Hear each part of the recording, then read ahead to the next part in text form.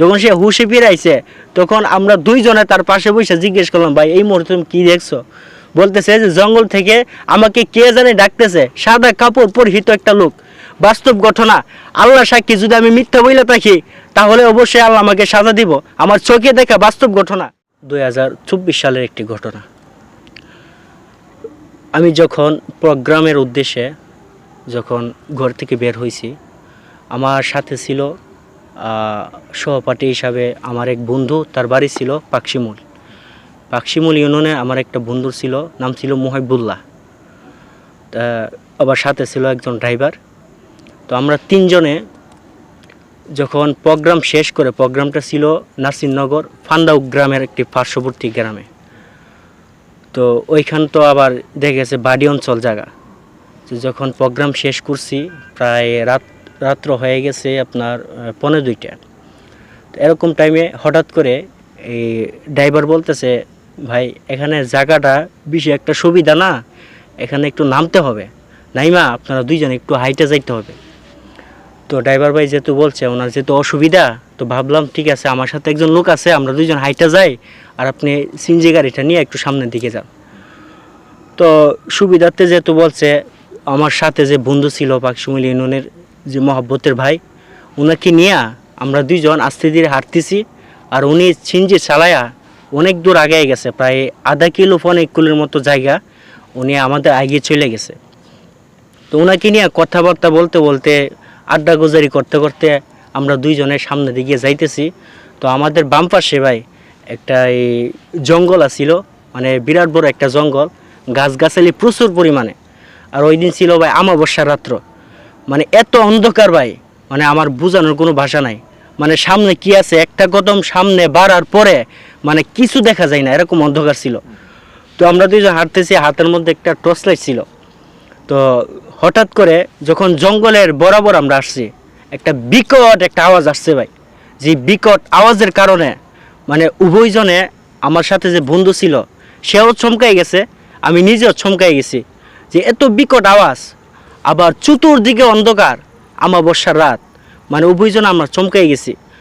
তখন আমি এটাকে বেশি একটা সাধারণভাবে নিছি না, আমি মনে করছি না এটা হয়তো এটা জিনপুরি বা এরকম কোনো একটা কিছু হবে।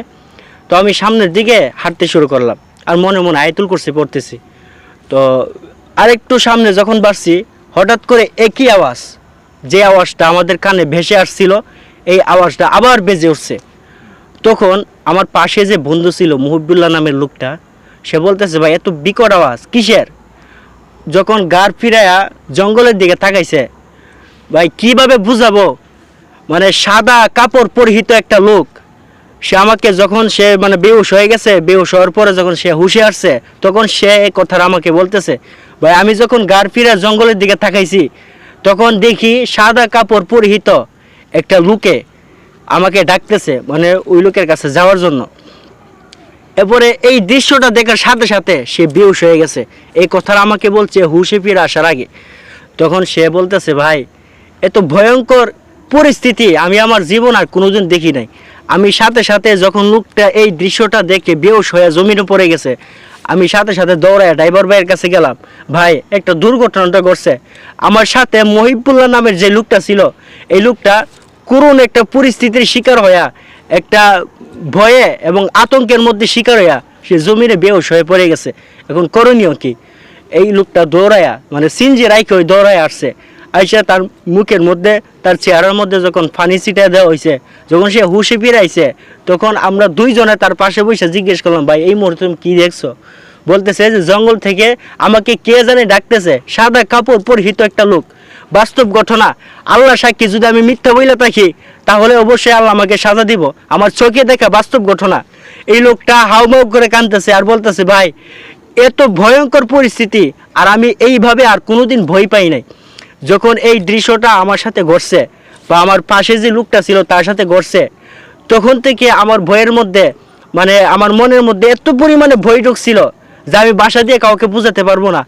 এমনকি আমি যখন এই ঘটনার পরিস্থিতি হওয়ার পরে আমি যখন বাসায় গেছি, বিশ্বাস করবেন কি না, আমি লাগাতার 1 সপ্তাহ পর্যন্ত আমি অসুস্থ হয়ে পড়েছিলাম। আমার মা আমাকে বলতেছে, সন্তান তোমার কি হয়েছে? আমি তখন আমার বুক দিয়া এই ভয়ের কারণে আর আমি এত পরিমাণে অসুস্থ হয়েছি যে আমার বলার কোনো ভাষা নাই। আমার মা বলতেছে, সন্তান তোমার কি হয়েছে? আমার মুখ দিয়ে কোনো কথা বের হয় না। আমি এত পরিমাণে আমি ভয় পাইছিলাম। আমার জীবনের বহুত ইতিহাস আছে, অনেক কাহিনী আছে, এর মধ্যে এই ঘটনাটা আমি এখন আপনাদেরকে যে ঘটনাটা শুনাইছি, এই ঘটনাটা আমার জীবনের পাশ একটা ভয়ঙ্কর ঘটনা।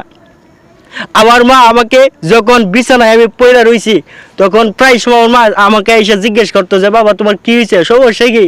তখন আমি আর খুলে এই কথাটা বলছি না যে আম্মা আমি ভয় পাইছি, আমি প্রোগ্রামে গেছিলাম, আসার পথে আমি মারাত্মক ধরনের ভয়ের আক্রমণ হয়েছি।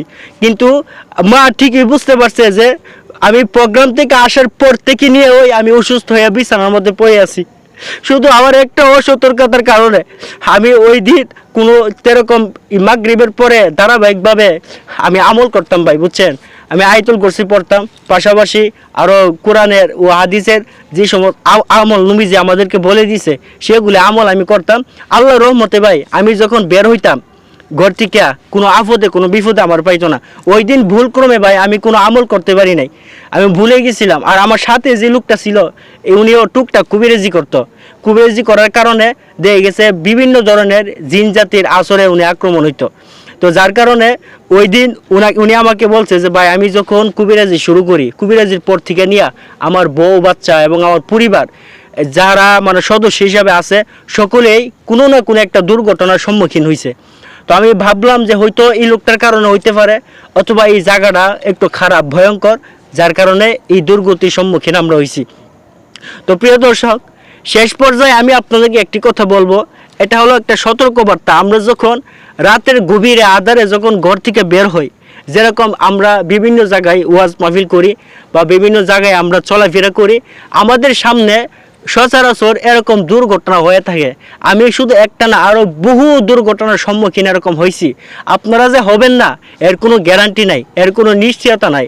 সুতরাং আমি আপনাদেরকে বলবো, আমার মতো আপনারা ভুলক্রমে কোনো সময় আমল করতে আপনারা ভুলে যাবেন না।